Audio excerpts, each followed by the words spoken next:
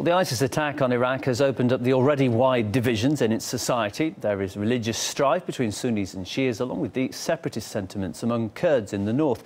And then there are other minorities like Christians and Turkmen who are in a dire position, as Lucy Kafanov explains.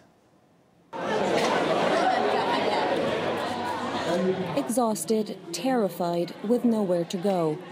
These are Iraq's newest refugees. In a single day, tens of thousands of Iraqi Christians were forced to flee their homes after clashes erupted between ISIS militants and Kurdish forces. All of a sudden, we heard shelling and explosions. We didn't know who was attacking us. We just knew we had to get out. There wasn't any time to pack. Most families arrived with nothing but the clothes on their backs. Food, clothes, medicines, important papers, everything we left behind.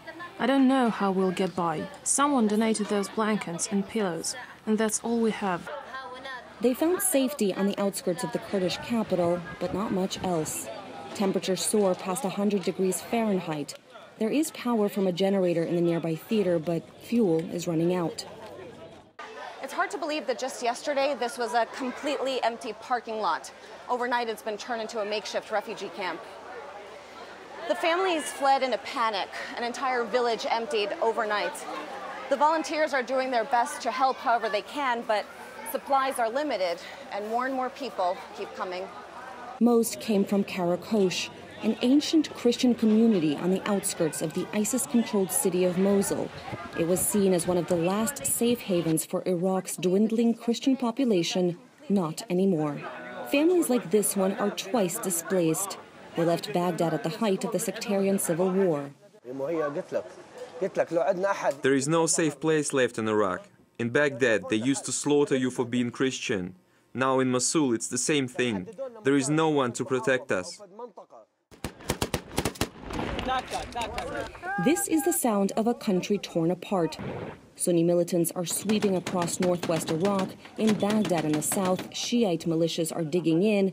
The Kurds, too, are on the move, reclaiming long-disputed territory. Iraq may be one country, but for how long? Actually, this sectarian divide is real. It's becoming more violent, and that's why you need to separate the communities and have everybody take care of their own. In Kirkuk province, we meet a leader of Iraq's minority Turkmen community. He's taking us to meet the newly formed militia. They face extermination from Sunni militants, he tells me, but he doesn't trust the Kurds to protect them either. They are afraid for the Peshmerga to disarm them and then leave them. We arrive to find a deserted village. The families have all fled for safety. These men stayed behind to defend the land. They used to be drivers, teachers, farmers, and businessmen. They took up arms 2 weeks ago after Sunni extremists slaughtered dozens of their people in a nearby village. No one came to protect us when they attacked. Not the Iraqi army and not the Peshmerga. It was a wake-up call. Now we are here to defend ourselves. We have enough weapons and we'll fight until the last drop of blood. Determined, but outnumbered and outgunned, facing an uncertain future in an increasingly fractured Iraq. Lucy Kafanov, Kirkuk Province, Iraq.